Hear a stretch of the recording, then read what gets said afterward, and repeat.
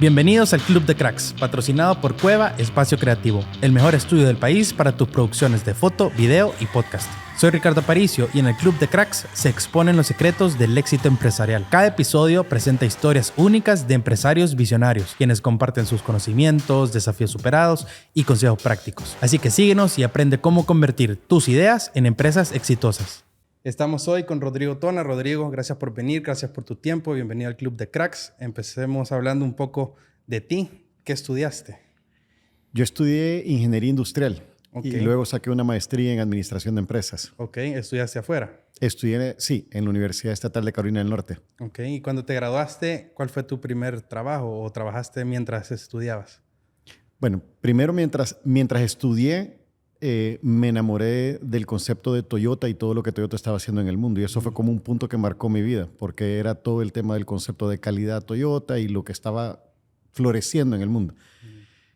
Tuve la oportunidad de tener mi primer trabajo cuando ya estaba estudiando la maestría. Hice la maestría después de la ingeniería y me quedé trabajando en Estados Unidos en una planta de semiconductores en la parte de ingeniería de calidad. Y eso fue lo que detonó esa chispita de entender un poco de Toyota, qué es lo que quería hacer, y ahí tuve mi primer trabajo mientras estudiaba. Ya cuando te graduaste, ¿decidiste quedarte trabajando afuera o regresar a El Salvador? No sé si tus papás tienen negocio familiar.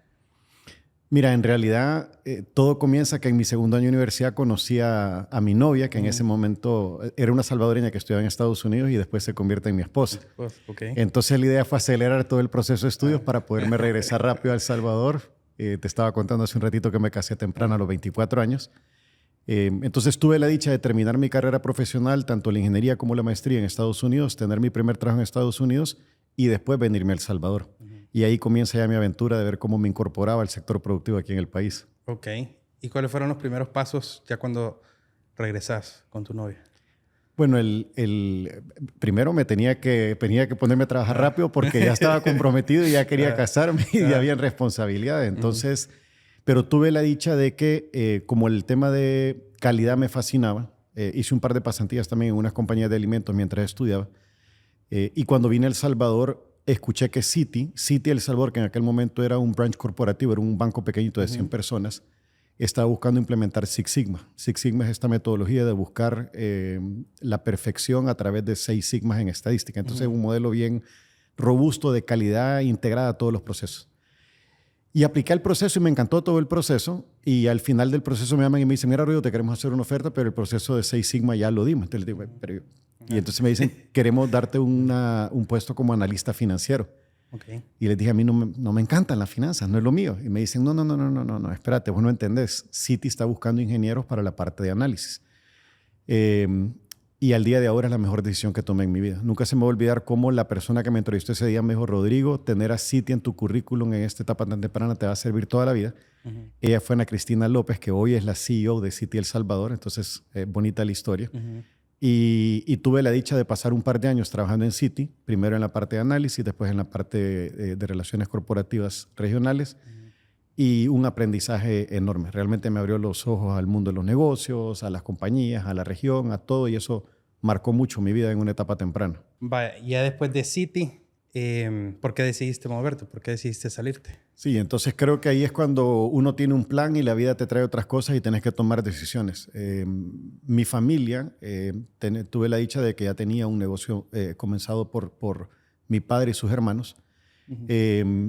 Y por un cambio de una persona que se retiraba y se iba a vivir afuera del país, me invitan y me dicen que si me quiero incorporar al negocio de la familia. Y nosotros habíamos tenido la gran dicha de que nunca fuimos educados para tener que trabajar para el negocio de la familia. Yo escogí mi carrera, yo escogí mi profesión. Pero en ese momento El Salvador estaba pasando por un cambio bien importante. Había acabado la guerra. El país estaba en una etapa de progreso bien importante y dije, si hay un momento de incorporarme al negocio de las familias ahora. Y tuvimos una plática bien bonita de que si nos incorporábamos otra generación al negocio era para hacerlo crecer más allá de lo que se había hecho hasta ahora.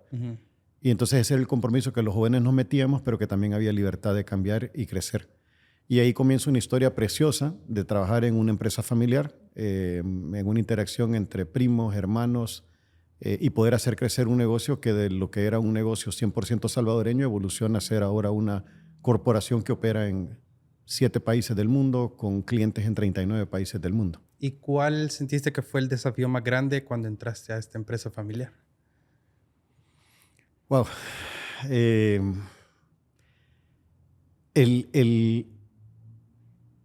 Yo venía de Citi, que era una compañía sumamente estructurada. Procesos, procedimientos, compliance, súper ordenada, performance. Y aquí trabaja un ambiente familiar en donde realmente la familia lideraba el negocio, pero de una manera bastante ordenada, con principios bien básicos de familia, pero esos principios básicos de familia se ponían en práctica y daban un resultado bueno.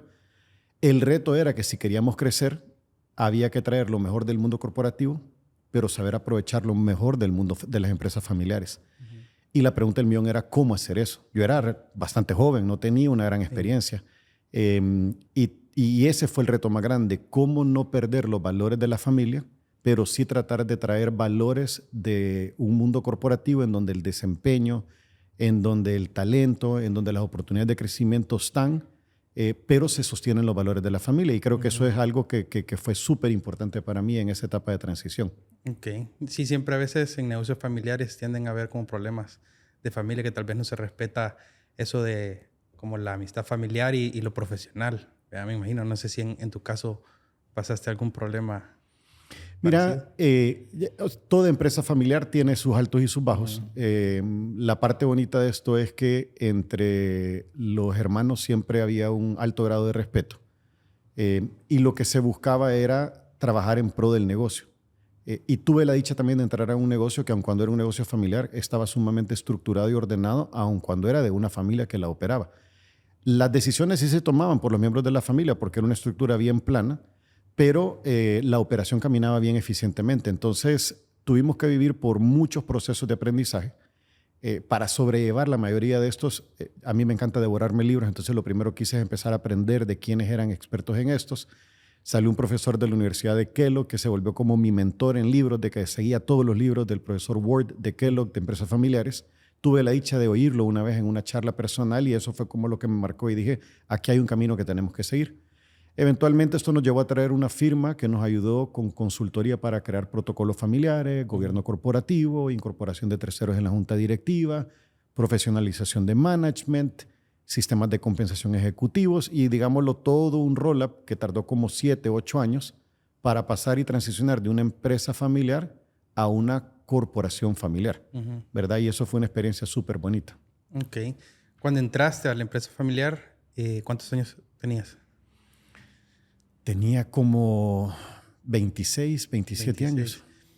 Cuando alguien de 26, 27 años entra a una corporación familiar, ¿qué tan difícil fue para ti que te tomaran realmente en serio y en cuenta todo lo que tú proponías o decías? Mira, yo creo que todo depende de la naturaleza de la familia, ¿verdad? Pero yo tenía la dicha de que la familia nuestra es una familia muy receptiva y una familia también con un espíritu emprendedor. El ADN emprendedor ha estado siempre ahí. Entonces, el hecho de decir queremos hacer más nunca era visto como malo. El hecho de querer imponer una idea podía ser riesgoso porque yo no traía la experiencia. Entonces, la parte más importante para mí fue entender que la gente que estaba ahí tenía un valor enorme porque tenía muchos años de estar haciendo esto. La compañía tenía en ese momento ya casi 26 años de existir. Y yo no sabía todas las respuestas a todo.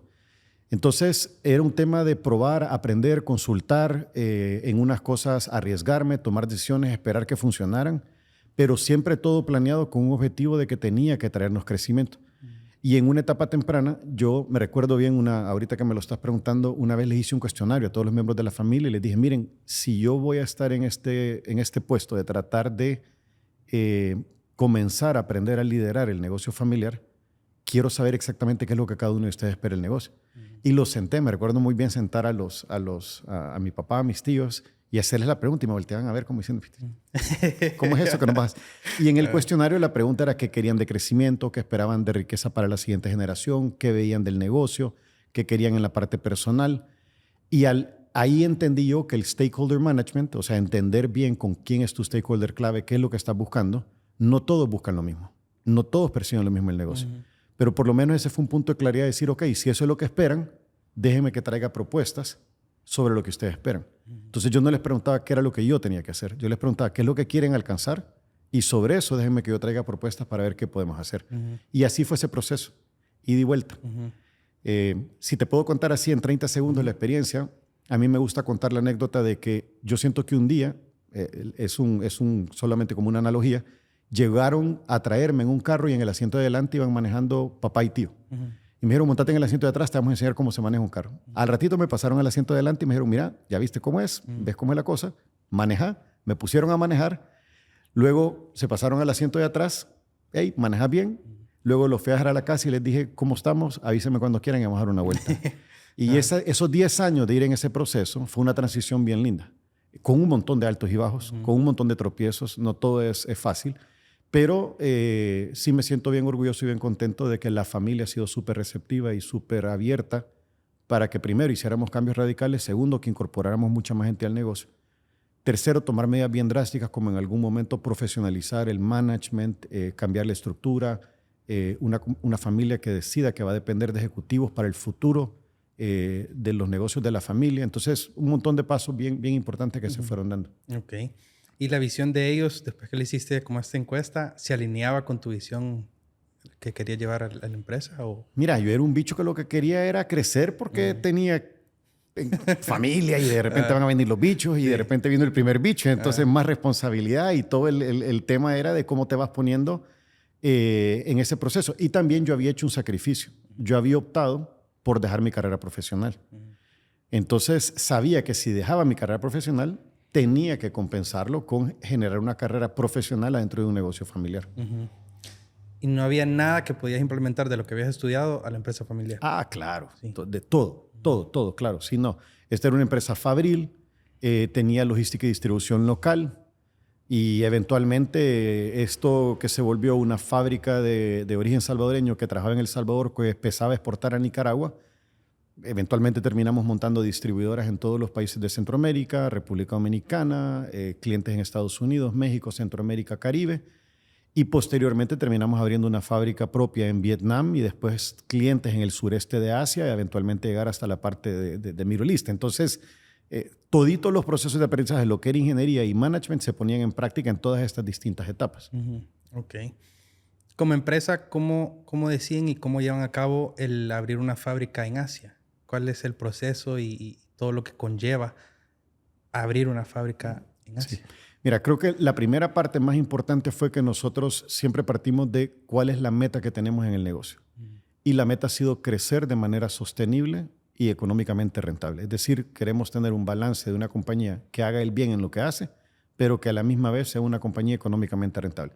Y cuando digo económicamente rentable, tuvimos la dicha de que llegó una persona que trabaja con nosotros, implementamos EVA, que es Economic Value Added, y era medir el negocio por generación de valor. Entonces, aun cuando era una empresa familiar, el tema de generar valor económico, hemos sido súper estrictos en la matemática de cómo medimos el desempeño del negocio. Y dijimos, no tenemos tantos recursos y tenemos que ocupar de mejor manera los recursos, y nuestra estrategia al principio fue posicionar nuestra compañía, esta es la compañía de empaques, que es el negocio original de la familia, como un negocio que se enfocara en atender pocos clientes con relaciones profundas, y esas relaciones profundas nos dieran largo plazo, pero que nos permitieran crecer con estos clientes multinacionales. Y en una de esas aventuras, cuando se firma el TLC con Estados Unidos, se viene mucho del negocio de Estados Unidos para Centroamérica. Uno de nuestros clientes nos dicen, miren, estamos empezando a abrir operaciones en Asia. Y estamos creando el mismo supply chain de América en Asia. Y nosotros nos hemos convertido en el partner of choice de estas compañías en América. Y la invitación fue, quieren hacerlo con nosotros en Asia. La invitación también tenía un poco una connotación de, y si no lo hacemos con ustedes, muy probablemente eventualmente traslademos todas nuestras operaciones para Asia. Entonces perderíamos todo el negocio. Entonces te puedes imaginar en este momento uno de los clientes más importantes diciéndote, si me voy, perdés todo, y si te venís conmigo, agarrás el negocio y hacemos una relación de largo plazo. Y optamos por esa vía. Entonces, es una experiencia fenomenal. Yo tenía más de 6 años de estar yendo ya a Asia a tratar de entender el mercado, cómo iba a ser, y eventualmente determinar que Vietnam era el lugar a donde teníamos que posicionarnos, que fue en el norte de Vietnam, que era la parte menos desarrollada. Montar una operación fabril de cero, sí, un reto enorme. Sí, me imagino. ¿Cómo se innova en el rubro de los plásticos? ¿Cómo pasa termoencogibles a lo que es ahora Ternova? ¿Cómo van innovando poco a poco. Sí. El principio básico es que nosotros, desde los valores de la familia que traíamos, siempre decíamos los negocios tienen que ser sostenibles en el tiempo. Y el concepto de sostenibilidad para nosotros siempre fue este concepto de tres hélices: la parte del desarrollo económico, la parte del desarrollo social y la parte de la armonía y el crecimiento y desarrollo, la parte de los temas ambientales. Entonces, al principio teníamos esta filosofía de que todo tenía que estar balanceado. Pero hace como unos 12 años llegó un momento en el que tuvimos un momento de paro. Realmente vimos, esto era precisamente justo antes de irnos a Vietnam, que la industria de plástico posiblemente era una que iba a desaparecer por completo. Entonces, después de ir en un crecimiento acelerado, estábamos duplicándonos cada 4 años, nos estábamos duplicando. Esto es una compañía de manufactura duplicándose a velocidades Quasitec. Y dijimos, puede ser que el negocio muera.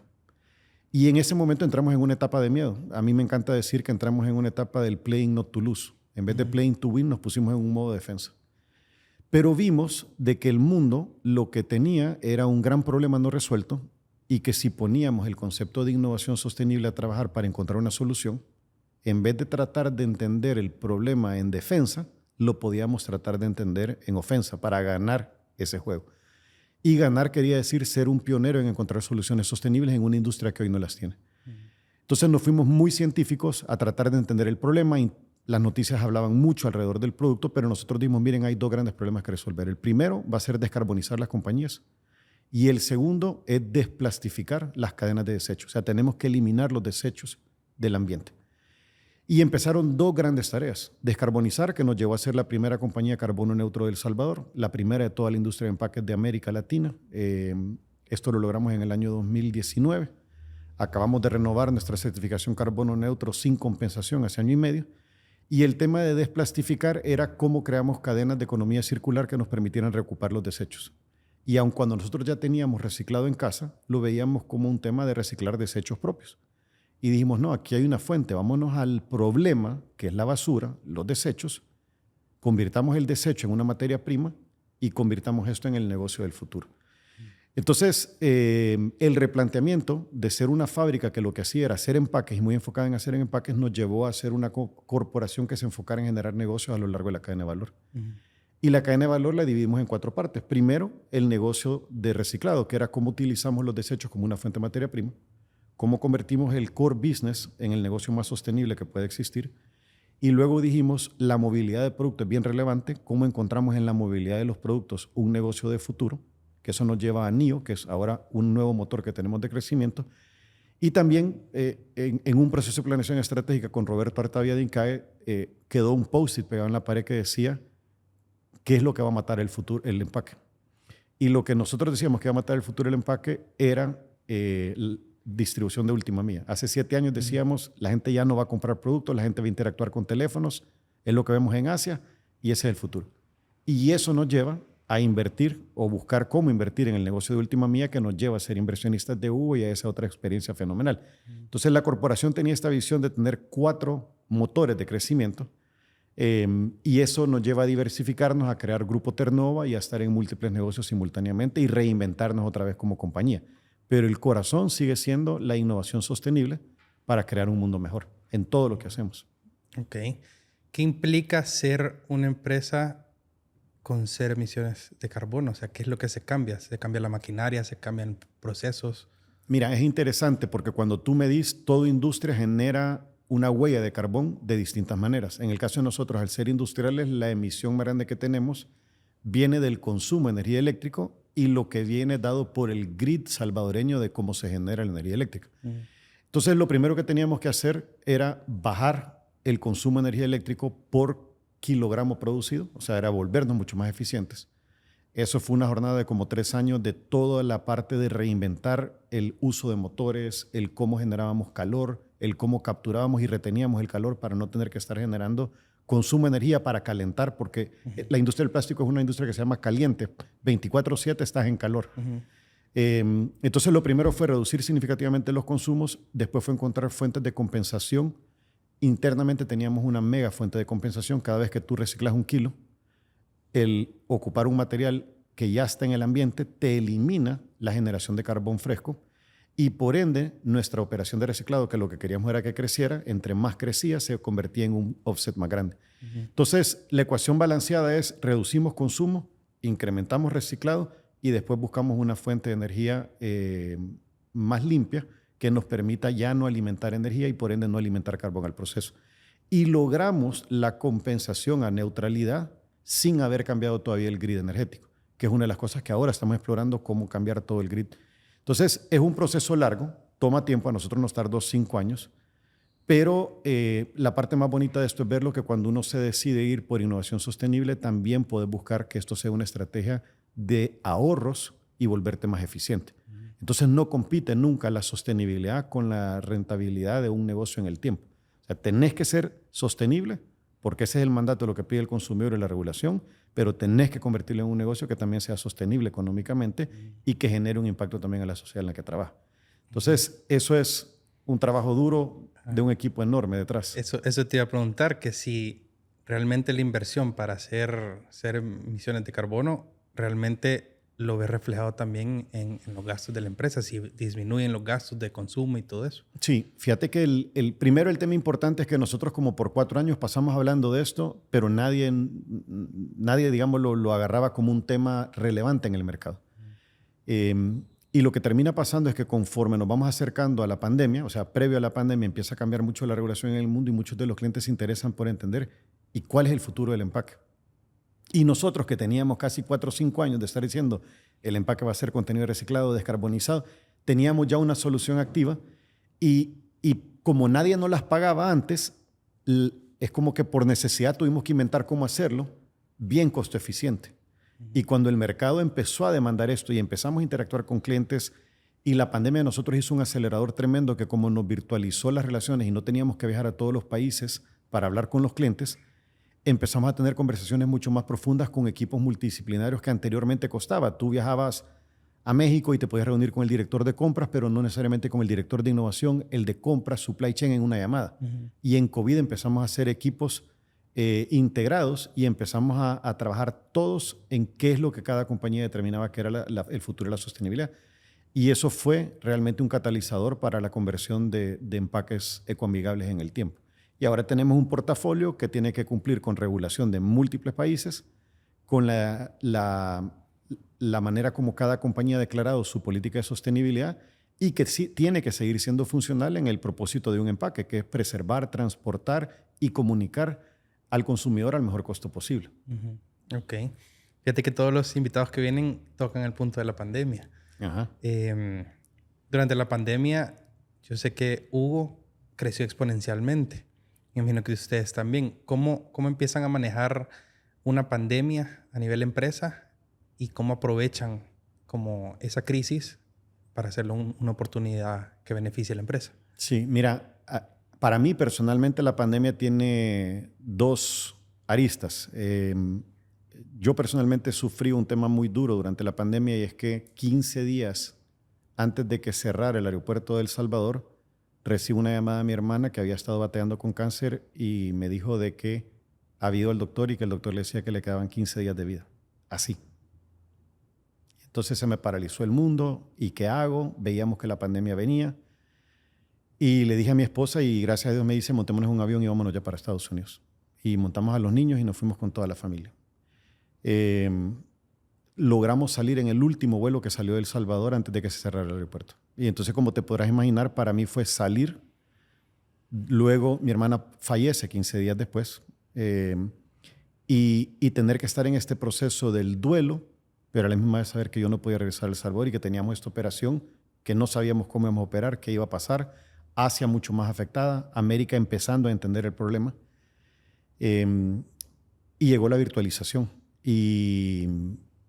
Y lo primero fue cómo me reinvento yo como un CEO, que de repente ya no puedes ni ver tu negocio, ni tocar tu negocio, ni interactuar con tu gente, y lo tenés que hacer todo virtual. Y yo dije, esto es una nueva manera que no hay que desaprovecharla, esto es una nueva manera de trabajar, esto es un nuevo comienzo para todos.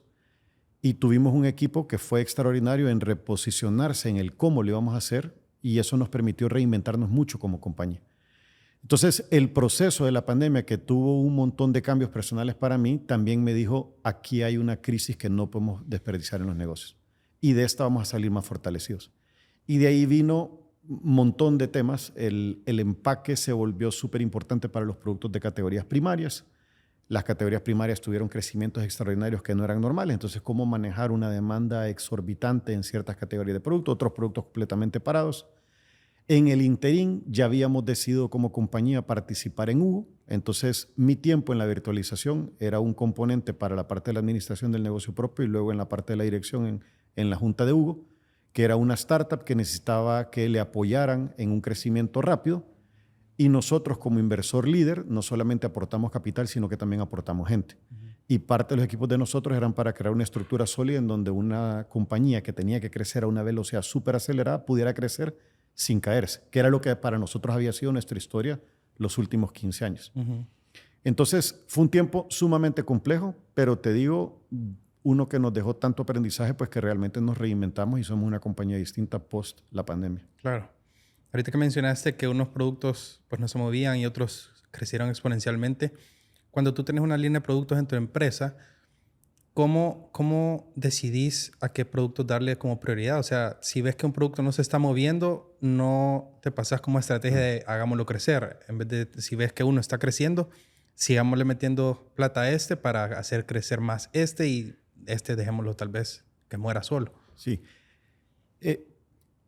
Tenemos que ver dos dimensiones. Primero es la rentabilidad del negocio y segundo es el compromiso de las relaciones con los clientes. Como nosotros veníamos de una estrategia, pocos clientes enfocados en crecimiento de largo plazo con el cliente, yo no te puedo decir pasado mañana, mira, toda la capacidad que tenía reservada, ahora se la voy a dar a un producto que es mejor que el tuyo. Porque entonces la relación se rompe y la confianza se pierde. Entonces, la filosofía de nosotros ha sido siempre operar en capacidades predeterminadas y tratar de vender esas capacidades a ciertos grupos de clientes. La pandemia nos alteró por completo. Este plan maestro, como tenés medio balanceada tu capacidad, tenemos como 350 recursos productivos trabajando a la misma vez, es bien compleja la planificación y nos hizo cambiar por completo la lógica de cómo y a quién le producíamos y cómo le entregábamos. En el interín, controlando que una de las cosas más complejas era cómo tener gente suficiente para operar la operación. Entonces, lo que hicimos es crear un nuevo balance de capacidad en base a la demanda que teníamos, asegurándonos que no teníamos nunca un sacrificio de un cliente que tenía un negocio activo y priorizar el largo plazo. Es decir, nunca tomamos una decisión que sabíamos que cortoplacistamente nos iba a dar un gran beneficio económico, pero que en el largo plazo nos iba a repercutir. Mucha transparencia con los clientes, comunicación muy abierta, esto es lo que podemos hacer, esto es lo que tenemos, te sirve, no te sirve, si no te puedo dar esta alternativa, muy propositivos, pero siempre pensando en que esto iba a pasar. Nosotros nunca vimos la pandemia como esto así va a ser el mundo. Dijimos, esto va a pasar, va a pasar. En Asia se habían visto otras pandemias más pequeñas y los picos de crisis pasaban. Este duró muchísimo más que otros. Pero el tema claro es, no hay una crisis que dure una vida y por ende no puedes tomar decisiones equivocadas por el cortísimo plazo que te afecten tu reputación en el largo plazo. Y para nosotros la congruencia entre lo que decimos y lo que hacemos es súper importante para tener una reputación de largo plazo con todos los stakeholders. ¿Por qué toman de referencia Asia? ¿Qué similitud tiene el mercado de Asia con el mercado de aquí de El Salvador o de la región? ¿En qué sentido tomarlo de referencia? Porque ahorita mencionaste que en Asia habían pasado pues, pandemias pequeñas y así, y abren una fábrica en Asia y que también habías ido a estudiar el mercado a Asia. ¿Por qué tomaste como referencia ir a estudiar el mercado de Asia? Ok, sí.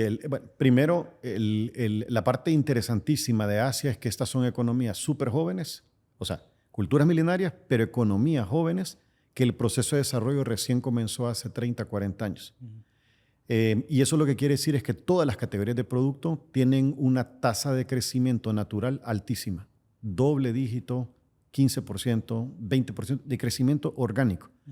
En ese crecimiento orgánico versus una América Latina que ya tenía casi 100 años de estar en este proceso de desarrollo y que es un mercado mucho más maduro, la oportunidad de crecer era bien grande.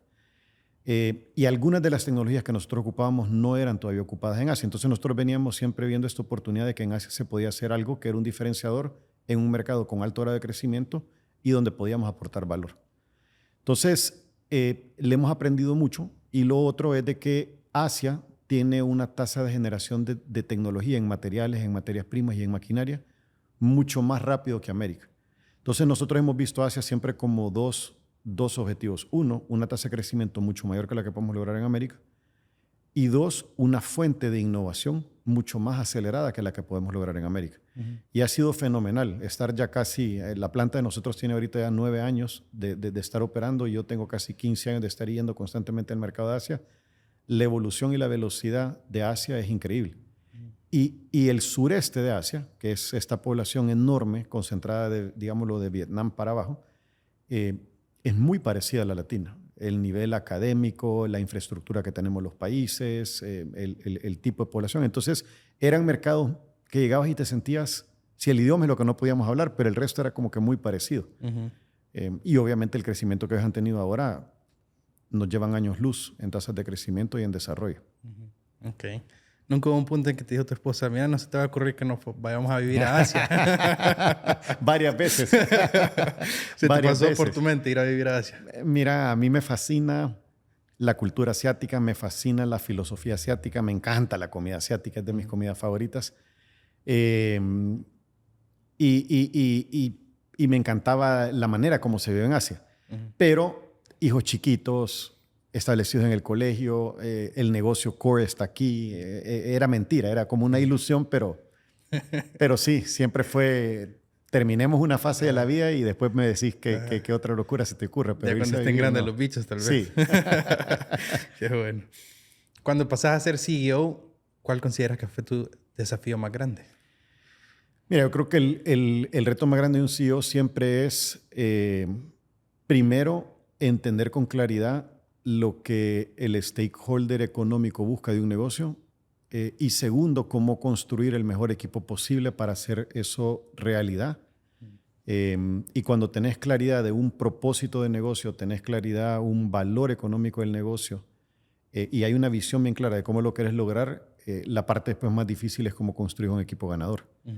Y ahí sí te tengo que decir, la experiencia de Citi fue para mí una maestría en cómo Citi buscaba talento, pero lo que hacía era una gran apuesta por desarrollar talento. Como te dije, contrataron a un ingeniero para ser analista financiero, pero no es que aprendí las finanzas de donde yo venía. Sí. Me educaron, me entrenaron. Entonces, el construir equipos de alto dinamismo, de gran compromiso, es realmente la tarea más difícil, tal vez. ¿Cuál consideras que es el valor o característica más importante que debe dominar un CEO? Digamos, a empresas que tú has invertido, ¿cuál es el consejo más importante que le puedes dar a los CEOs de esas empresas? Mira, lo primero es la reputación. Un CEO generar reputación le cuesta una vida entera y destruir la reputación la destruye en segundos. Entonces, lo primero es que yo creo que uno tiene que ser congruente. Uno tiene que tener un buen balance en lo que hace. Y un CEO no puede pretender que es el que sabe todo y el que hace todo. A mí me encanta decir que yo he aprendido que tenés que contratar gente más capaz que ti, gente más inteligente, gente que te rete más de lo que tú solo te puedes retar y rodearte de un círculo de influencia que todo el tiempo te esté retando a ser una mejor persona. Entonces, lo primero es el concepto de reputación, pero esto tiene que venir con un alto grado de humildad, de saber que no sabes mucho y que todo el tiempo tenés que estar aprendiendo. Y el no sabes mucho y tenés un equipo debajo que te está viendo hacia arriba, tenés que ser humilde, decir, necesito apoyo, este es el problema que hagamos, resolvámoslo y trabajemos juntos. Y después salir a buscar soluciones afuera y compararte contra otros. Entonces, yo siempre les digo, miren, lo primero es, por algo estás en donde estás, porque tenés una gran capacidad, porque tenés una visión enorme. Esa visión y ese compromiso lo tenés que acompañar con un alto grado de responsabilidad hacia los demás, hacia la sociedad, hacia los clientes, hacia los stakeholders, los inversionistas, hacia todo el mundo. Y luego tenés que tener un equipo que actúe en congruencia con lo que tú estás diciendo que vas a hacer. Porque uno puede decir mucho, pero a la hora de hacer no solo es lo que tú hagas, es lo que la organización entera haga. Entonces empezar a generar esa alineación. Y eso creo que es de los retos más grandes que uno tiene, que cuando uno públicamente se compromete a hacer algo, tiene que estar dispuesto a hacerlo. Y todo cuesta, todo cuesta. Ahorita que dijiste que te gusta decir que contraten a personas más capacitadas que uno en ciertas áreas, ¿cómo te pones en la posición de decir, mira, necesito que me digas qué hacer en esta parte porque yo no lo sé hacer? O sea, yo creo que cuando alguien se pone a pensar en un CEO de una empresa, creo que todos los colaboradores asumen que esa persona sabe todo, pues, pero al final no es así. Entonces, ¿cómo te pones en una posición de abrirte a tus colaboradores y que ellos vean que no sos capaz o no entendés tanto como tal vez la persona a la que has contratado sabe más de ti? Sí. Mira, yo creo que si contratan a alguien que sabe todo, entonces no tendría chiste, la vida fuera bien simple, porque esa persona resolvería todos los problemas. Lo que pasa es que no todo el mundo es vulnerable de aceptar que no sabe todo. Y yo creo que hay una gran diferencia entre alguien que toma la vulnerabilidad como una oportunidad de crecimiento, pero también una oportunidad de empoderamiento. Mi filosofía ha sido de que la organización tiene que aprender a pensar, a resolver los problemas como organización. Entonces, lo primero es que tenés que crear una cultura de resolución de problemas de la organización completa. Esto es uno de los fenómenos que hizo a Toyota ser lo que Toyota es en el mundo. No era una persona, era todita la compañía. Pero cuando te digo toda la compañía es que si tenés 1000 empleados, los 1000 empleados están tratando de resolver problemas. Lo segundo es que el fracaso no lo tenés que ver como un error, no se ve como un fracaso. Es decir, el fracaso no hay que verlo como algo negativo. Lo tenemos que convertir en una oportunidad de aprendizaje y lo que tenés que hacer es fracasemos rápido, aprendamos rápido, pivoteemos y volvamos a tratar. Entonces, el hecho que no sepamos no es el problema. El hecho que nos quedemos atrapados en el temor de no saber lo que hacer, eso sí es el problema. Entonces, uno se tiene que retar a decir, como no me las puedo todas, ¿cómo hago para medir mi riesgo? ¿Cómo hago para tener una organización que se atreva a fracasar? Pero lo más importante es que se atreva a levantarse rápido y que la misma organización sea la que se levante. Porque tenés compromisos con clientes, tenés compromisos con stakeholders financieros, inversionistas, y tenés que responderle a todos. Entonces, yo creo que esto no hay que verlo como un tema de que el que no sabe es algo malo, no. El aprender en conjunto es la parte importante. El reconocer que vamos a fracasar. Hoy el entorno cambia tan rápido, el mundo cambia tan rápido, las preferencias del consumidor cambian tan rápido, que las organizaciones tienen que ser resilientes para reinventarse y reposicionarse. Y eso nadie lo sabe. Nadie sabe qué es lo que te viene enfrente. Claro. ¿Cómo manejas tus errores como CEO? ¿Tienes algún proceso o métodos que te ayuden a superar tus errores? Sí. Mira, en otra invitación que me hagas te cuento un poco la teoría del A3. El A3 es un formato que viene del mundo de Lean y es una manera de cómo uno piensa sistemáticamente. Y básicamente es un papel con 9 casillas. Y tú planteas primero la situación en donde te encuentras ahora y en la casilla 2 y 3 pones mi situación actual y mi situación futura. Luego hago mis hipótesis, hago experimentos rápidos y eventualmente pongo mi casilla en donde mido mis resultados. Pero la parte de cuando uno dice, yo tengo este objetivo y esto es lo que cumplí y genero una brecha, casi que todo lo que hacemos es como no logré la brecha, inmediatamente te tiras a otra acción para tratar de resolverlo y siempre querés llegar. Y lo que yo aprendí con este método de la 3 es tener siempre una pausa y la casilla 9 se llama la casilla de reflexiones y es que tengo que reflexionar por qué no alcancé la meta. ¿Qué puedo hacer distinto? ¿En qué fallamos? ¿Falló un experimento? ¿Falló la hipótesis? ¿Era la meta equivocada? Entonces, esta metodología que se vuelve casi que un sistema de management thinking se convirtió como en mi método de decir, cada vez que hay un error, lo primero que hay que hacer o cada vez que terminamos algo, hacemos una sesión de lecciones aprendidas. Para bien o para mal. Abrimos Vietnam, ¿cuáles son las lecciones aprendidas? Ok, ya lo abrimos, pero lecciones aprendidas, ¿qué hubiéramos hecho distinto? Fracasamos y nos fue mal en esto, lecciones aprendidas. ¿Qué aprendimos de esto? ¿Qué pudiéramos haber hecho? Documentamos el aprendizaje, lo compartimos entre todos y decimos, esto es lo que hubiéramos hecho distinto. Y esos mini playbooks que vas creando se convierten ya como en nuevos playbooks naturales que cada vez que vamos a hacer ahora una expansión geográfica, una adquisición de cliente, una inversión en tecnología, el método del cómo lo vamos perfeccionando por todos estos aprendizajes. Entonces es casi que ir creando un pequeño sistemita de que de los errores se aprende, el aprendizaje tiene que ser rápido y se vuelve un estilo, ya digámoslo, de que uno inconscientemente lo empieza a practicar. Ok. En todo tu trayecto de Turnover, lo que tenés de estar ahí, ¿qué es algo que hubieras hecho distinto? Wow.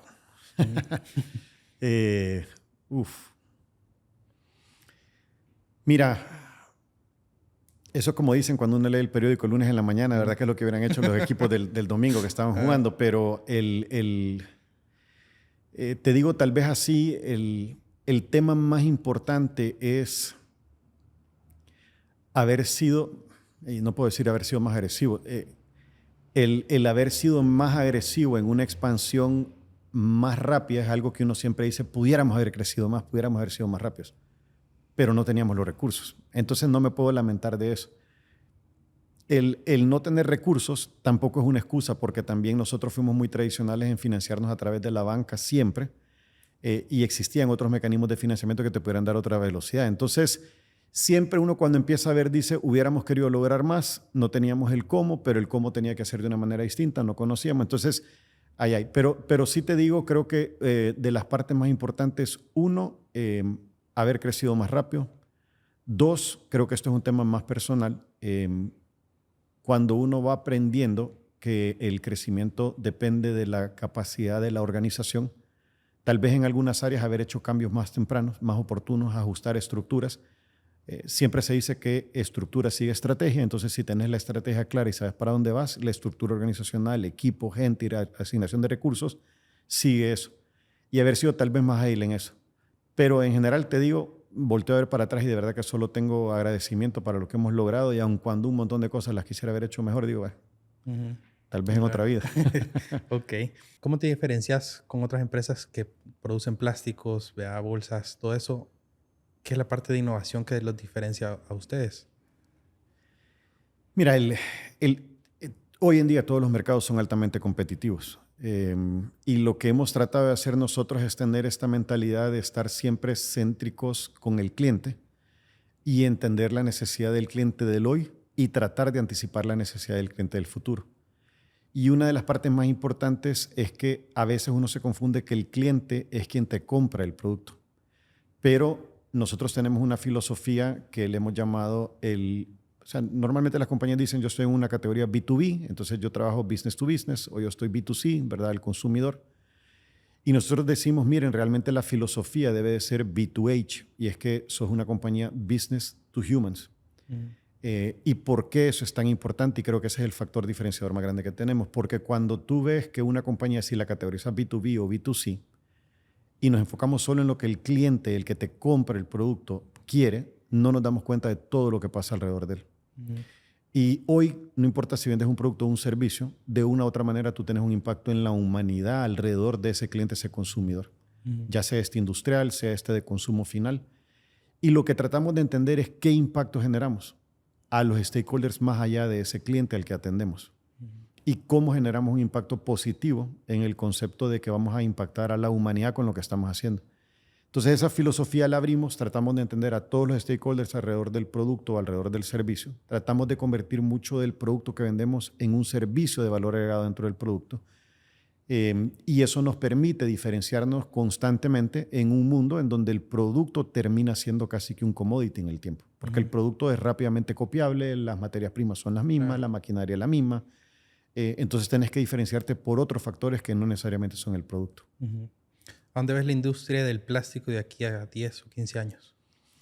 Mira, esa es una pregunta interesante y larga de contestar. Primero, los cambios enormes que han pasado es que hay que entender primero en qué categorías la industria del plástico, como industria del plástico, funciona.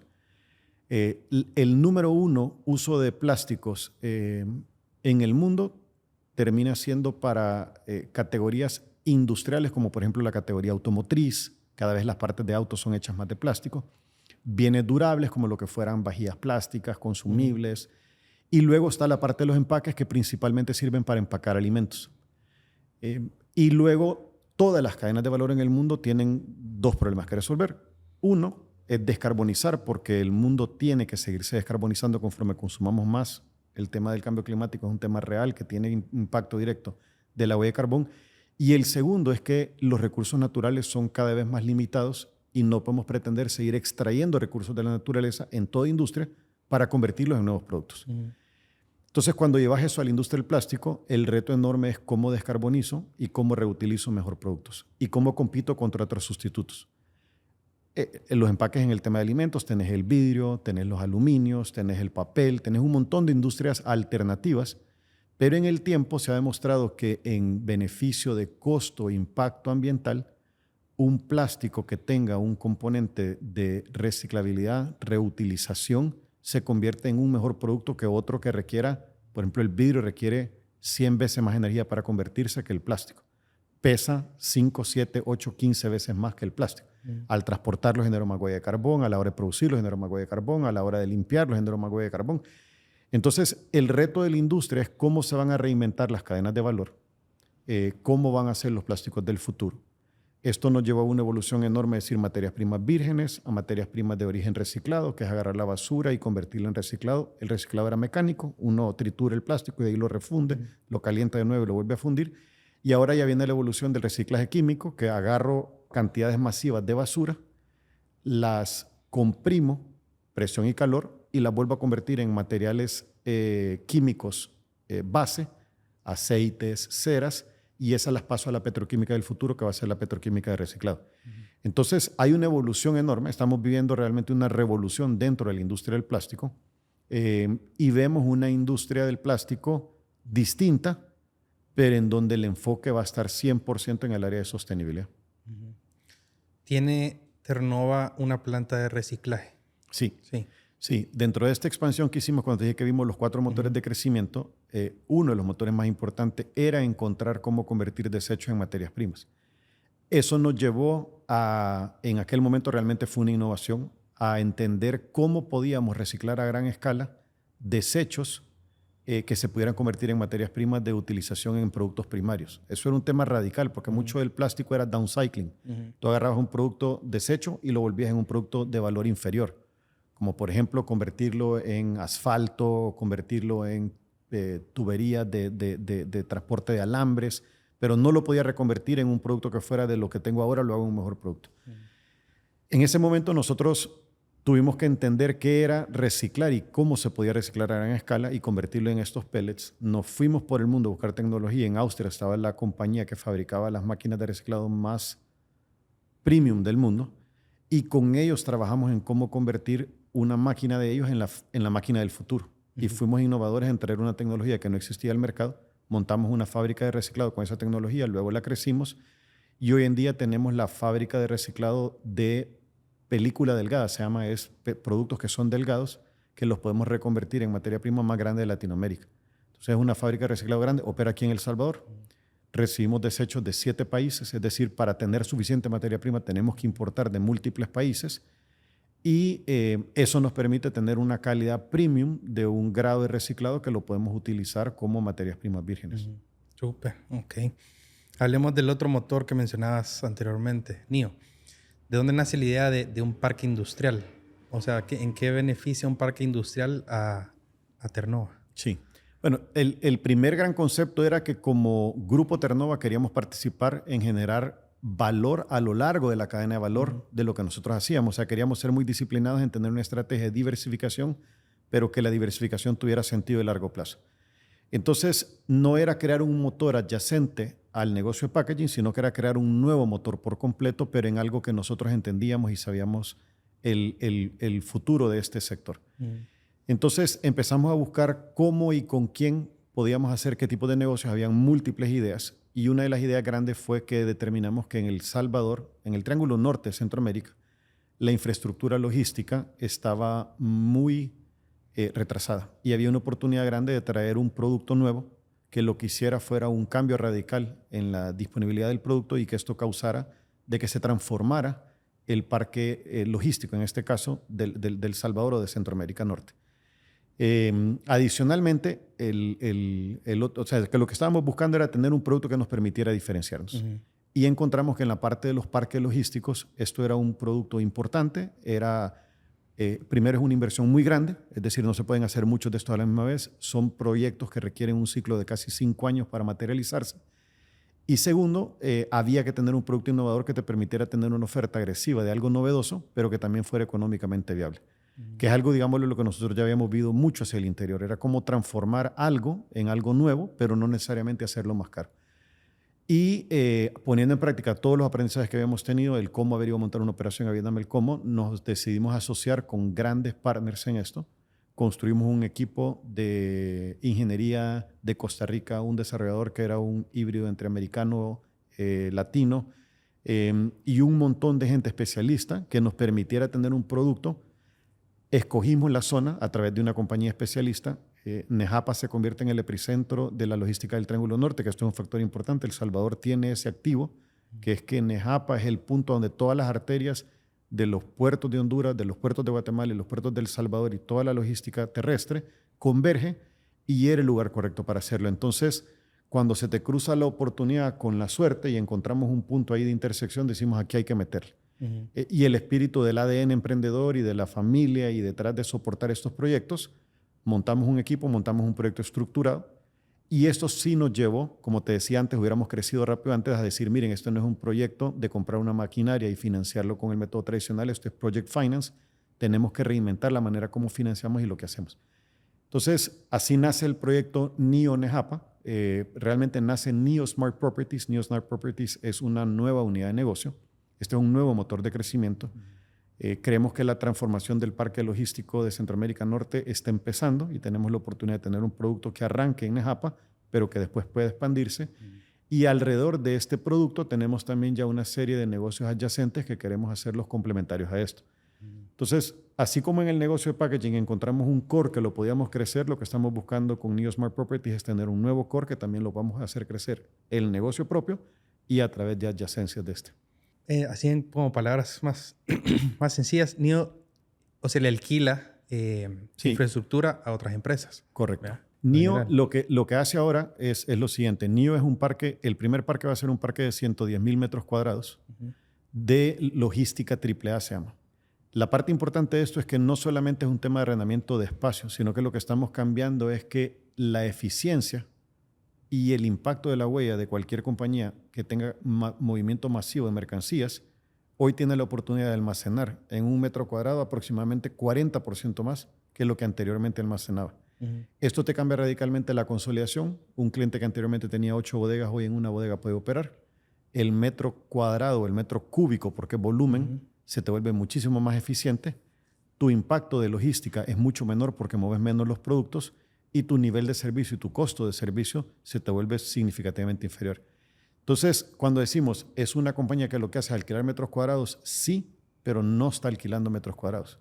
Nuestro enfoque es alquilar eficiencia. Eficiencia. Lo que te decía antes, siempre buscamos cómo convertir el producto en un servicio. Y la eficiencia es la parte más importante de este negocio. Para una compañía de consumo masivo, de distribución masiva, logística representa los gastos más grandes y medio punto de margen es súper relevante para una compañía que tiene 2-3 puntos de rentabilidad. ¿Cómo logran ofrecerle a una empresa que almacena tal vez en 8 bodegas, como dijiste, a una? O sea, ¿cuál es cómo llevan a cabo eso? Sí, es un proceso interesante porque es una venta súper técnica y tiene 3 componentes. Primero, nosotros contratamos una firma especializada en la comercialización de estos activos porque es una comercialización bien especializada. Y en la comercialización, parte de lo que haces es que tú le ofreces al cliente el servicio de modelarle su operación del futuro.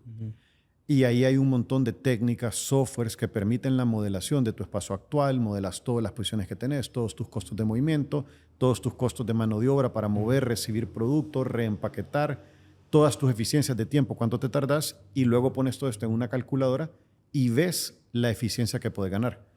Esto tiene implicaciones que para poder lograr todo esto tenés que cambiar tus sistemas de almacenamiento, el tipo de tecnología que ocupas en la parte de software para controlar bodegas, el tipo de camiones que ocupas para llegar al cliente. Entonces, es una revolución en sí misma que para poder tener todo el beneficio, también tenés que transformar bastante la infraestructura interna. Ok. ¿Cuál sería el cliente ideal de Ternnova? El que pase y que aproveche cada uno de los 4 motores de la empresa. Mira, es interesante porque como la mayoría de los productos que fabricamos en empaque van para compañías o de cuidado personal o de alimento, las compañías de cuidado personal, ahí estamos hablando de categorías como toallas femeninas, pañales, papel higiénico, jabones, y en la parte de alimentos, toditas las categorías de alimentos, todas estas son compañías de consumo masivo. Entonces, la pregunta es que si quisiéramos tener un cliente ideal, cualquiera de estos grandes clientes de consumo masivo son un cliente ideal que puede ser un partner de nosotros en múltiples de los negocios que operamos. Y así lo estamos viendo. Interesantemente, la cadena se va armando con muchos de esos. No todos los clientes van al mercado directamente, algunos de ellos van a través de distribuidoras y también distribuidoras, digámoslo, se convierten en un cliente importante para los modelos logísticos. Entonces, Pero sí, la mayoría de los clientes de consumo masivo son un cliente que podemos apoyar en muchas áreas. Ok. Actualmente el motor más grande de Terranova, ¿cuál sería? El negocio de packaging. El packaging. Sí, actualmente el negocio de packaging. Y esperamos que el negocio de NIO, al cabo de 3 años, sea del mismo tamaño. O sea, que eso es un tema importante, que lo que logramos en 54 años, esperamos en 3 años haberlo convertido en un negocio del mismo tamaño. Y dentro de 5 o 10 años, ¿crees que cambie, que sea más grande NIO que el packaging? Yo creo que la visión que tenemos nosotros es que estos dos motores se sigan construyendo y creciendo en el negocio propio y en adyacencias. Y encontrar un balance. Son negocios completamente distintos. El negocio de NIO es una división que lo que busca son inversiones de capital de largo plazo. Y actualmente el negocio de packaging es uno que está enfocado en producción y comercialización de productos a escala bien rápida. Entonces, estamos viendo que otros negocios más podemos replicar con este mismo formato y también que otros negocios podemos replicar con este mismo formato. Lo que sí te puedo garantizar es que en 10 años no vamos a hacer lo mismo que somos ahorita. Claro, ok, súper. Hablemos un poquito de finanzas. Como CEO, ¿cómo manejas y distribuís las finanzas de la empresa? Sí, o sea, actualmente todavía usan apalancamiento externo o ya todo lo hacen No, sí, interno. sí. A ver, primero partimos de una meta de generación de valor, que es una meta 100% financiera, para hablar del tema de finanzas.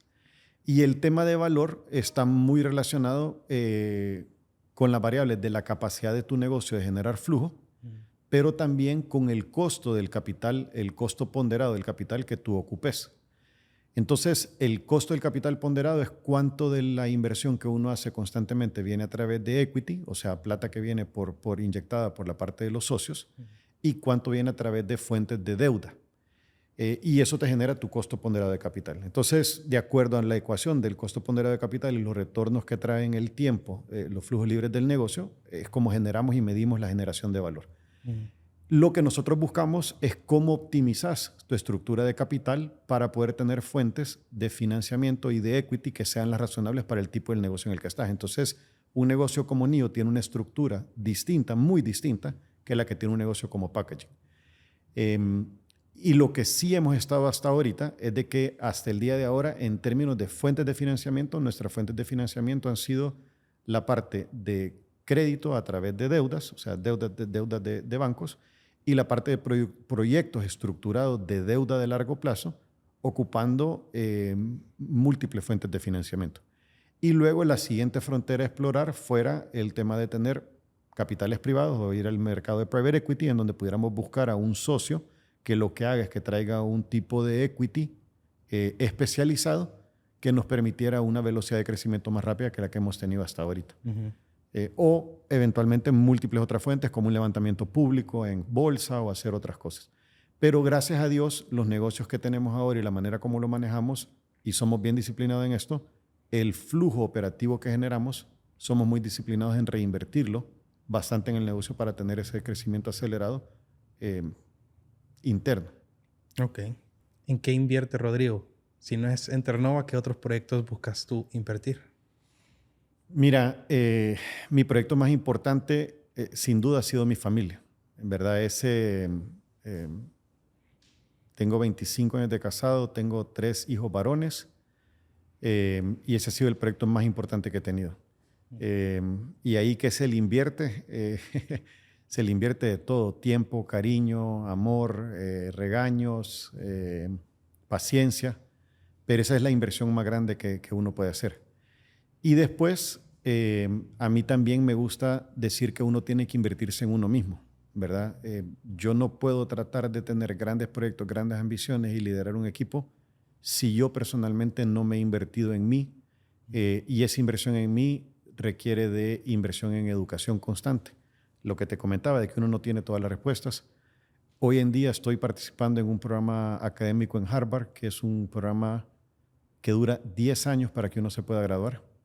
Y eso quiere decir que voy una semana al año a la Universidad de Harvard y estudias una semana y te seguís formando en lo que está pasando en el mundo. Y también, entonces, un tema es la parte de la formación académica, El otro es la parte de la salud. A mí me gusta mucho el tema de entender que somos una máquina que tiene límites y no me vuelvo más bicho cada año, sino que me vuelvo más viejo y entonces tenés que cuidarlo. Entonces, este balance entre lo que uno hace personalmente, lo que hace con la familia, y de ahí la otra parte es invertir mucho también en las comunidades y la sociedad en la que operamos. Siempre hemos tenido esa filosofía de entender cómo podemos generar un impacto positivo. Me encanta cuando el impacto lo podemos hacer a través de lo que hacemos en el día a día en el negocio. Y ahí tenemos ejemplos enormes como habernos convertido en el banco de sangre más grande de El Salvador a través de la compañía. Una necesidad que mi abuela un día necesitó sangre, no había sangre para ella. Alguien dijo, ¿y por qué no alguien busca un donador? Esa idea dijimos, espérame, ¿y si le pudimos donar a mi abuela, por qué no le podemos donar a alguien más? Saturamos a la Cruz Roja, ya nos dijo, ya no más sangre. Después agarramos un banco, después el Hospital Bloom, después otro. Y ahora tenemos el banco de donación más grande de sangre de El Salvador. Luego programas de inclusión, en donde buscamos incorporar programas fenomenales como tener gente no vidente trabajando en áreas de manufactura. Eso es un cambio radical de generar oportunidades y ver la inclusión desde un punto de vista donde generar oportunidades para otras personas, lo que nos hace ver es que las limitantes las ponemos nosotros, no las limitantes las tiene la otra persona. Tener gente sordo-mudo trabajando en una planta productiva también, donde hay que cambiar las condiciones de trabajo, generar un nuevo lenguaje. He estado tratando de aprender lenguaje de señas para poder comunicarme. Entonces, cuando me preguntas en qué invierte Rodrigo Tona, familia, salud personal y siempre generar un impacto positivo en lo que hacemos. Súper. Comentaste cuando estábamos empezando que no te habían enseñado como tus papás o no te habían dado la cultura de tal vez seguir el negocio familiar. Pero ese es algo que ya le estás inculcando a tus hijos, a seguir el negocio familiar. No, fíjate que yo creo que hay un tema bien importante. Los negocios familiares en la historia han demostrado que son negocios que tienen la capacidad de seguir en el tiempo por múltiples razones. Esto está bien estudiado. Pero uno no puede pretender que desde el diseño, desde que uno es joven, su fin es terminar en el negocio familiar. Yo creo mucho en la libertad de que cada quien tiene cualidades muy distintas y lo que tenés que hacer es potenciar al máximo las cosas que te gustan hacer a ti. No hay nada peor que estar atrapado haciendo lo que no te gusta. Entonces, en el caso mío y en el caso de la familia, el acuerdo que hicimos de familia es, miren, primero, nadie está obligado a trabajar en esto. Segundo, nadie puede venir a trabajar. Hay un protocolo que rige, nadie puede venir a trabajar recién salido de la universidad. Y tercero, las características de tu carrera y tu trayectoria te tienen que promover a llegar a ser alguien que eventualmente se puede incorporar al negocio de la familia. Y eso es como las buenas prácticas que tienen compañías que son exitosas. Entonces yo con mis hijos lo primero que les he dicho, primero, el mundo es la cancha. Los he inculcado que tienen que aprender a respetar otras culturas, otras partes del mundo. Segundo, que ellos lo que terminen haciendo cuando salgan de la universidad es el primer pasito, que no es necesariamente lo que van a terminar haciendo el resto de sus vidas, y que el proceso de aprendizaje no termina ahí en la universidad. Es cuando comienza, realmente es cuando verdaderamente comienzas a aprender. Entonces, yo estoy feliz de verlos que ellos están explorando, que están creciendo, pero no forzando nada. Ok, súper. ¿Qué le recomendarás a otras empresas familiares que generaciones ya más recientes están tomando el mando? Yo creo que lo primero es, esto es un proceso que tarda tiempo. Y en este proceso hay que tener la apertura de experimentar y hacerlo rápido, pero tiene que hacerse bien hecho. Entonces, lo primero es cómo y quién te puede apoyar, no tratar de hacerlo solo. Creo que hay bastante gente ya experimentada en la región que apoya a compañías familiares a hacer esas transiciones de incorporación y de sucesión, porque son distintos. Una parte es incorporar a alguien y la otra parte es crear sucesión adentro de la misma familia. Y no olvidarse que en todo este amarre no puedes perder de vista que hay una visión y un objetivo de familia, hay una visión y objetivo del negocio, estos dos tienen que tener congruencia. Y luego tenés que armar un equipo que depende más allá de la familia. Entonces, cuando uno está tomando esas decisiones, ¿qué impacto está teniendo en esos equipos que trabajan con uno? Para que eventualmente la familia no sea el problema más grande del negocio. Porque ahí es cuando empiezan a haber los conflictos, cuando la familia termina siendo el problema. A veces no es el producto, no es la compañía, no es el equipo, es la misma familia. Entonces, uno tiene que entender en dónde se encuentra, dónde está, y muchas veces apoyarse en alguien más que le ayude a ver cosas que tal vez las familias a veces no ven. Sí creo que uno de los temas que se vuelve súper fundamental, que te lo dije en múltiples ocasiones, es que el éxito más grande nosotros lo vemos por la gente que trabaja dentro de la compañía. Verdaderamente, si algo la familia se preocupó fue de tener al mejor talento y de crear también un ambiente en donde estos talentos puedan florecer y dejar que las personas busquen y se reten para encontrar su mejor versión. Entonces, me encanta que esa filosofía, que es lo que yo sentí cuando yo llegué también como miembro de la familia, ahora la hemos logrado para casi 2,000 colaboradores en múltiples países, y para personas que o están con nosotros o que estuvieron en algún momento con nosotros, si algo se llevan de la experiencia, es verdaderamente que esto es una familia que se exige un montón, pero que en el momento nos acompañamos y nos apoyamos todos para en conjunto todos lograr los resultados. Entonces, ese componente creo que es de los componentes más importantes de la trayectoria y de la historia de lo que estamos construyendo. Ok, súper. Vaya, ahorita ya la última sección son preguntas random, entonces te las voy a ir haciendo una por una y contestámelo con lo primero que se te venga a la mente. ¿Cuál ha sido el mejor consejo que te han dado? ¿Cuál ha sido el mejor consejo que me han dado? Fíjate que el mejor consejo que me han dado, que esto es bien irónico, es escuchar a muchos CEOs americanos decir que ellos han tenido un mentor en su vida. El concepto de mentoring aquí en Latinoamérica no es el mismo que en Estados Unidos. Y un mentor es una persona que te acompaña a lo largo de toda tu carrera y que tenés como irle preguntando, y es alguien que ha vivido 10 años adelante que ti y 10 veces la complejidad que tú tenés. Entonces, una de las cosas que yo he buscado de este aprendizaje es, yo no tengo un mentor, pero lo que sí busco es que cada vez que me enfrasco en algo nuevo, busco quién va a ser mi mentor. Entonces, la mejor lección es, búscate un mentor. No necesariamente tu mentor va a ser uno solo en la vida, pero tener a alguien que haya pasado por lo que tú vas a pasar de cierto grado y que en complejidad haya vivido complejidades mucho más grandes, te permite siempre tener a alguien a quien preguntarle y poder escuchar una opinión de otro que tenés que saber absorber y digerir. ¿Cuántas personas tienen a Rodrigo como mentor? Mira, en el tiempo es bonito ver que mucha gente me ha pedido que si les puedo apoyar, que si pueden llamarme, que si pueden tener una plática conmigo. Entonces te diría que varias personas he sentido que hemos tenido esta relación como de un proceso de mentoraje. No es permanente, es on and off. A mí me encanta cada vez que participo en alguna actividad, en algún evento, especialmente con gente joven, de dejarles ahí lo que fuera, el Instagram, para que te escriban y que realmente pregunten. Y lo bonito es que efectivamente gente se acerca y te pregunta, mira esto, ¿cómo harías? O esto, ¿qué pudiera hacer? Entonces, varias personas.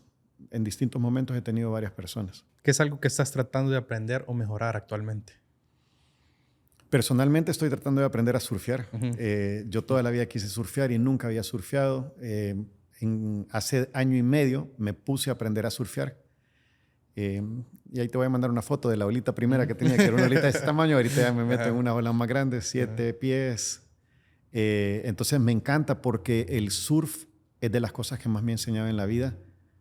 No el tema de cómo surfear, pero el tema de lo que quiere decir tratar de hacer algo nuevo, meterte al mar, que la ola te venza, que te tengas que recuperar, estás tú solo en la tabla. O sea, verdaderamente hay un tema filosófico detrás que me fascina en el tema del surf.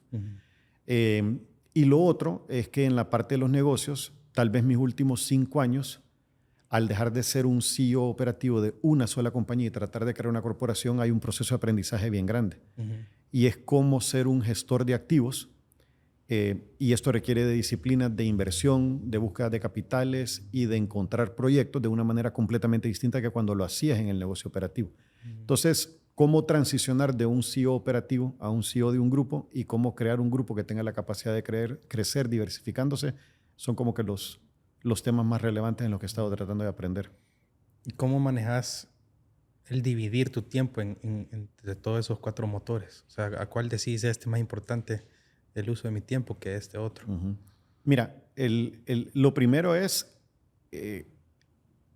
estrategia, o sea, estructura sigue estrategia. Eso es básico, estructura sigue estrategia. Entonces, si la estrategia de nosotros era diversificarnos, yo tenía que encontrar cómo la estructura no sufría cuando yo me iba alejando más de un negocio operativo y me acercaba más a hacer una función corporativa. Entonces, lo primero fue cambiar la estructura del negocio. Pasamos por un periodo de 2 años en donde creamos una estructura corporativa transitoria y lo que hago es que estandarizo todas mis semanas. Yo todo mi año tiene rutinas de trabajo estándar. Tengo reuniones de seguimiento, reuniones de revisión de cómo va el negocio, reuniones de planeación del negocio. Y lo que lo teníamos muy bien estructurado en el negocio de packaging, ahora lo estamos tratando de lograr como una disciplina corporativa. Esto es el mismo proceso. Probamos, si nos va bien, si no, lo cambiamos y lo ajustamos, pero el tema es sí tratar de estructurar trabajo estándar y tener la competencia correcta en las personas correctas. Y aquí es donde el equipo, te digo, que es la parte más importante. Ok, súper. ¿Qué es algo que antes considerabas importante y ahora realizas que no lo es?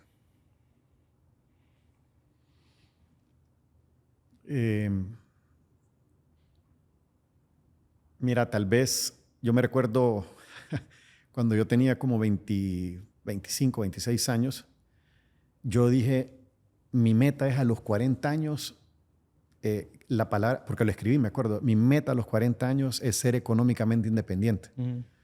Y en ese momento era económicamente independiente, ¿verdad? Yo no sé qué fue lo que escribí, pero dije, eso es económicamente independiente. Y obviamente cumplí 40 años ya hace ratos. Tengo 49 años y verdaderamente lo importante nunca fue volverme económicamente independiente. Creo que lo importante fue entender que en las distintas etapas de la vida que uno va pasando, uno debe buscar tener un propósito bien claro de qué es lo que quiere hacer. Y de lo económicamente independiente se volvió un gran factor motivacional para mí determinar cuál es mi propósito y para qué estoy aquí y cómo voy a disfrutar de ese propósito. Entonces, hoy estoy bastante claro de cuál es mi propósito. Me encanta tener una vida orientada alrededor de un propósito y eso es un cambio bastante importante. ¿Y cuál es tu propósito?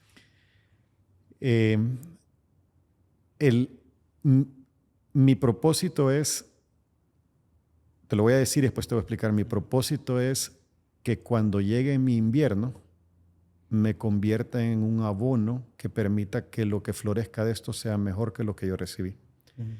Y yo tuve la dicha de escuchar a un profesor de Harvard, por cierto, que se llama Arthur Brooks, que él en su exploración de la Edad Media se perdió un poco en entender qué es lo que él quería hacer con su vida. Y en una andanza por un país, creo que era en India, encuentra a esta persona que le explica que la vida era un ciclo, que cuando uno nace está en su primavera. Ese es el momento en el que todo está empezando a florecer, todo está empezando a nacer. Luego llegas a tu verano y en tu verano es cuando tú tienes este pico en donde estás en todo florecer, es cuando tú generas todos los frutos de tu vida. Pero luego viene el otoño y el otoño es un proceso bien importante que es cuando te estás preparando para la llegada del invierno. Y el otoño es uno de los procesos más duros porque uno tiene que aprender que todo lo que pudiste cosechar no te sirve para ti, sirve para que en el otoño ese proceso que no es empezar a acercarte hacia el fin de algo, el invierno sea cuando todo lo que tú generaste en ese verano eventualmente va a terminar cayendo y se va a terminar convirtiendo en tierra para que la próxima primavera que venga sea una primavera que florezca súper bien. Entonces a mí me encanta decir que el balance de vida es yo recibí una primavera extraordinaria. Mucha gente antes que mí, mi familia, mis padres, toda la gente que vino antes que mí, sembró un montón para que yo pudiera tener una primavera preciosa. Y le he disfrutado un montón. Y siento que he tenido un verano espectacular. Entonces mi propósito de vida es que cuando llegue mi invierno, yo esté preparado para que lo que entregue sirva verdaderamente como abono para que la primavera de alguien más sea mejor que la mía. Y eso va para mis hijos, eso va para la sociedad, eso va para todo lo que hago. Entonces, cuando yo eso que lo escuché de este profesor y después me quedé leyéndolo, dije, ese es mi propósito. Cuando llegue tu invierno, asegurarte de ser el mejor abono que puedas para la primavera de otros. Qué bonita esa analogía. ¿Y cómo descubriste tu propósito? O sea, ¿cómo te pones y te planteas tu propósito de vida? Mira, yo creo que uno no se tiene que clavar que tiene que tener el propósito descubierto cuando tiene 20 y pico de años porque las necesidades que uno va teniendo van cambiando. Entonces, cuando yo estaba salido de college y me quería casar, pues, la necesidad es trabajar, pagar casa, pagar carro, pagar comida. O sea, y luego venís y tenés tu primer hijo y decís, huela, y esto cuestan los pañales, y esto cuesta la crema que le pones, y empieza uno, y todo el mundo, toda la vuelta de la vida te da una gran vuelta. Pero después vas creciendo, tenés que ir encontrando ese balance siempre. Tengo que educarme, tengo que ser una mejor persona, tengo que ser un mejor ciudadano, tengo que ser un mejor padre, y vas encontrando ese balance. Y en el tiempo, creo que uno va a ir entendiendo poco a poco qué es lo que uno quiere ser. Entonces, creo que el tema clave es no apresurarse. El propósito primero es exploración. Y segundo, uno tiene que encontrar algo que verdaderamente a uno le apasione. Entonces, cuando yo te digo que mi propósito es que cuando llegue el invierno yo esté preparado, pero a mí me encanta lo que yo hago. A mí me encanta trabajar en lo que trabajo. A mí me encantan los proyectos. A mí me encanta trabajar con gente. Puede ser que la pasión de alguien más sea convertirse en un músico y que lo que él quiere es que a través de la música quiera tocar los corazones de un montón de gente y que quiera hacer que la gente sea feliz. Puede ser que esa sea su manera de prepararse para eso. Entonces yo creo que cada uno debe de encontrar primero cuál es tu propósito como propósito y luego cómo en lo que haces en el día a día tú estás viviendo tu día a día verdaderamente alineado a tu propósito. Porque no habría nada peor que yo tenga un propósito bien claro de lo que quisiera hacer, pero todos los días llego a trabajar molesto. Claro. Todos los días me levanto y no me gusta lo que hago. Entonces, ¿cómo puedo yo generar eso? Entonces, eso toma tiempo, toma experimentación, a veces toma riesgos y uno tiene que estar dispuesto a decir, yo voy a buscar mi propósito, que tiene que ser algo que me llene a mí y a los demás en el tiempo. ¿Y en algún punto de tu vida trabajaste en algo que no te gustaba? Sí, sin duda. Todos los días tengo cosas que no me gustan. Y créeme lo que he tenido años que yo digo, pucha, este ha sido el peor año de mi vida, que no se repita y luego llega el 2024 y se vuelve a repetir, ¿verdad? Entonces, no, claro, es mentira. Tampoco a mí me gusta ser realista. Y de nuevo, no hay ninguna crisis que dure una eternidad. Lo que puede durar una eternidad es que yo no lo resuelva, que yo no reconozca que tengo que cambiar. Hay cosas que las tienes que dejar de hacer. Hay veces que uno dice, ¿por qué me metí en esto si nadie me obligó? Entonces, sí, muchas veces he hecho cosas que no me encantaron, he tenido que hacer actividades que no me encantan, pero creo que también uno tiene que saber compartamentalizar y decir, hey, aun cuando hago esto que no me gusta, si llego a la casa y voy a estar con la familia, ese es el momento que me gusta, ese es el happy time. No tiene nada que ver lo que me pasó el día a día con lo que tengo que llegar a hacer ahí. Y ponerse a practicar cómo apago un switch y prendo un switch. Si el fin de semana lo que me encanta es echarme una barbacoa con los cheros o ver un partido de fútbol, ese es el momento feliz. El lunes volveré a ir a trabajar y sé que tengo que resolver 100 problemas. Pero no es ahorita. Entonces, la vida, y todavía estoy seguro que pasado mañana voy a tener 10,000 problemas. Ok, súper. Si Rodrigo fuera una empresa, ¿cuáles fueran tus KPIs? Si Rodrigo fuera una empresa, wow. Creo que la medición de valor fuera cómo mido que esté alcanzando mi propósito. Eso fuera, ahorita que me lo preguntas, es como cómo mediría que esté alcanzando mi propósito. Una medición importante fuera la salud. Otra medición importante fuera cómo me perciben los demás. A mí no me gusta vivir solo. Soy bien como necesitado de tener estas relaciones bien cercanas. Entonces me interesa que los demás me digan cómo se sienten de la relación que tenemos y me encanta fomentar que haya una buena relación. Entonces quisiera ver que mi propósito lo esté alcanzando, que lo esté alcanzando de una manera que sea sana para mí, pero que también me ayude a construir relaciones sanas con los demás que tengo alrededor. ¿Cuáles son tus libros favoritos? ¿A ti qué te gusta leer? Mira, te voy a compartir una lista de los libros que tengo porque en distintas etapas de la vida he tenido distintos libros.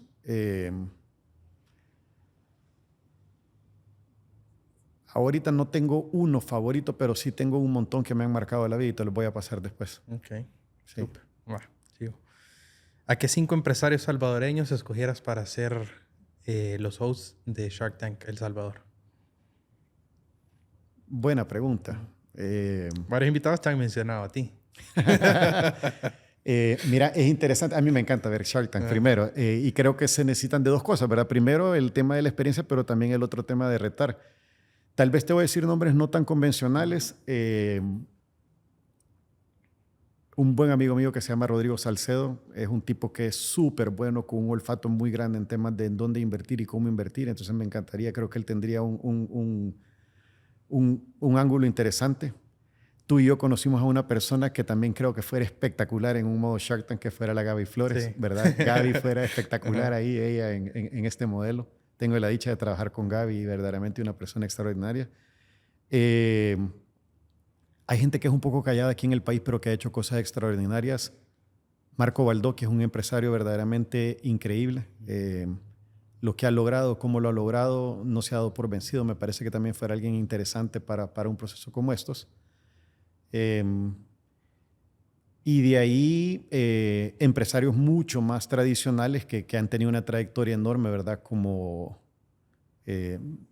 don Ricardo Poma y Roberto Crit, que creo que fueran personas que también añadirían un montón de valor. Entonces creo que un mix ahí entre gente que tiene una gran trayectoria, gente que está construyendo ahorita y gente que está por construir es un mix bonito para un Shark Tank El Salvador. Ok, súper. Ahí sí lo formas, me avisas, ¿verdad? Chivo. Si crearas una ley mundial, algo que toda persona debe seguir al pie de la letra, que fuera.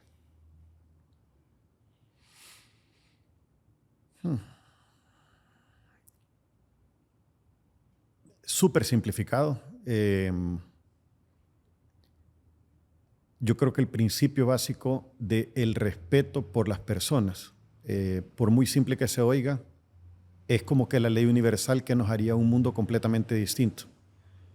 Y el respeto por las personas es bien básico porque es respetar a cada ser humano por lo que es y nunca creer que uno se le puede poner encima a otra persona y denigrar a la humanidad de esa persona para lograr tus objetivos personales. Entonces, cómo hacer que el respeto por las personas fuera una ley que se cumpla, me lo dejas de tarea, pero sí me encantaría ver un mundo en donde las personas se respeten más a sí mismas. ¿Qué consejos le darías a tu versión de 18 años? Híjole. Mira, el primer consejo es prepárate porque la vida va a ser dura. Sí. Tengo un dicho más folclórico, ves que es ponete vaselina porque esto va a ser duro. Verdaderamente no sabes lo que te va a venir encima. Todito lo que has aprendido hasta ahora te va a tocar reaprenderlo muchas veces a la fuerza. Tercero, busca un mentor. Ese es uno de los consejos enormes. Busca un mentor que sea alguien que te pueda apoyar y te pueda guiar. Y cuarto, que nunca veas el fracaso como un punto de inflexión para abajo. Siempre velo como un punto de reflexión en donde podés de eso crecer y aprender y convertirte en una mejor versión de ti mismo. Y lo quinto es rodearte de personas que no piensen exactamente igual que ti. Si algo me ha enseñado la vida a mí es la divergencia de puntos de vista es sumamente importante. Especialmente cuando uno cree que es inteligente, no tener a alguien que piense distinto que ti, que opine de una manera completamente distinta, eso puede ser muy peligroso. Entonces, creo que siempre tener en el grupo de amigos, en el grupo de trabajo, en la sociedad, gente que opine distinto que ti, es bien importante. Y es bueno oír gente que te diga lo que tú no querés oír, lo que tú no crees que es lo correcto. Y el punto no es para hacerles caso. El punto es para tener un punto de reflexión y por qué esta persona piensa de esa manera. ¿Qué los llevó a ellos a tener esa convicción? Entonces, esos fueron los consejos que me diera al yo de hace bastantes años. Y una cosa que me diría es, hey, aprendí a surfear antes porque es súper chévere. Es chido, pero cansado. Sí. Esos fueron los mismos consejos que le darías a tus hijos. Si hubiera un barco que sabes que el barco tal vez nunca va a regresar, esos fueron los consejos que le darías a tus hijos. Mira, yo creo que estos consejos se los vivo dando a mis hijos. Sí, yo creo que estos consejos se los he dado todo el tiempo. Creo que obviamente a los hijos hay consejos adicionales. Lo primero es cuiden la familia, ¿verdad? Es el tesoro más importante que uno tiene. Respétense uno al otro. Tengan buenos modales. No hay una segunda oportunidad para dar una primera impresión. Entonces, sí, que la combinación de esos y un montón de otros consejos de papá, ¿verdad? Pero también no tengan miedo de probar, o sea, aprendan a tirarse al agua. Me encanta este dicho que dice que cuando uno ve un pajarito que se monta a la rama de un árbol, uno nunca ha dicho el pájaro se cayó porque la rama se quebró, sino no porque no confía en sus alas. Sino que porque no confía en sus alas. Entonces, tenés que aprender a sacar las alas y aprender a volar. Sí. Y si a veces te toca besar el suelo antes de volar, es normal, no pasa nada. Ok, chivo. Aquí hay $200,000. Si te dijeran, Rodrigo, te los regalo, despilfarrarlos o invertirlos, ¿qué hicieras con ese dinero? No saldría corriendo a despilfarrarlos, fíjate. Tal vez como he hecho casi siempre, me presentaría así medio nerd y diría, espérate, voy a hacer un bucket para qué es lo urgente que tengo que hacer ahorita. Que es algo que tengo que guardar para el futuro y que es algo que me daría un montón de alegría y satisfacción ahorita. Y yo siempre he tratado de tener esos 3 buckets y tratar de mantenerlos medio balanceados, que es lo que me urge ahorita, que es lo que quisiera para un futuro que sé que voy a necesitar y que es algo que me da satisfacción. Entonces, bueno, en cosas que necesito ahorita, invertiría en algunas cosas de muy corto plazo. Ahorraría, invertiría la mitad y dejaría un 15% para, no sé, lo que más me encanta es viajar, comer cuando viajo, conocer cuando viajo. Entonces, sí, hay de plano que un viajecito saldría de ahí con esa plata. Súper, más clases de surf. Esas son baratas, pues solo la espalda es la que duele. Vaya, y si solo te dejaran $10,000, ¿cómo consideras tú que puedes hacer estos 10,000, 200,000 otra vez?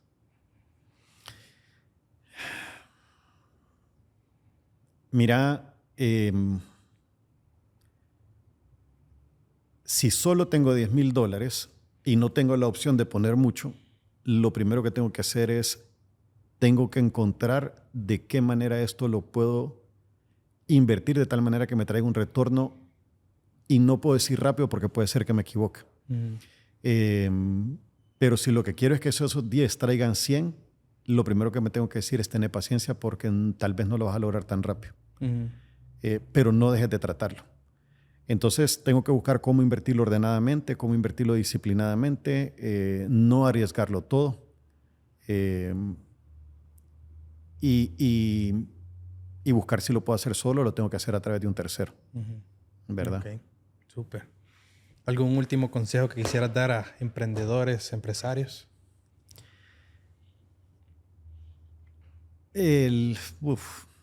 Mira, lo primero es, uno tiene que disfrutar lo que hace. Te tiene que gustar lo que estás haciendo. Si no te gusta lo que estás haciendo ahora, yo creo que es un momento para parar y reflexionar. ¿Será que lo tengo que seguir haciendo? Segundo, la parte económica es importante. Uno tiene que entender que tiene que haber una meta económica que te mueva a ti, que mueva al equipo y que sea un incentivo compartido. Y tercero, rodéate de gente que probablemente esté haciendo las cosas mejor que ti, no para sentirte mal, sino para aprender de ellos. Y no te sientas mal de tú no sacarlo bien a la primera. Pero sí por lo menos saber que puedes aprender de este grupo y que te reten todo el tiempo a ser una mejor versión de ti mismo. Entonces, ahí abierto para conversar, compartir y platicar con otra gente que pase por esta misma aventura, ¿verdad? Ok, súper. Bueno, gracias por tu tiempo otra vez. Los que llegaron hasta aquí, gracias. Y nos vemos en el siguiente episodio. Y pues espero que sigas creciendo Terranova y que sea un monstruo en un futuro, en 5 o 10 años. Sea el doble, triple Gracias. de lo que es ahora. Te lo agradezco. Te felicito a ti también por este programa tan especial. Gracias.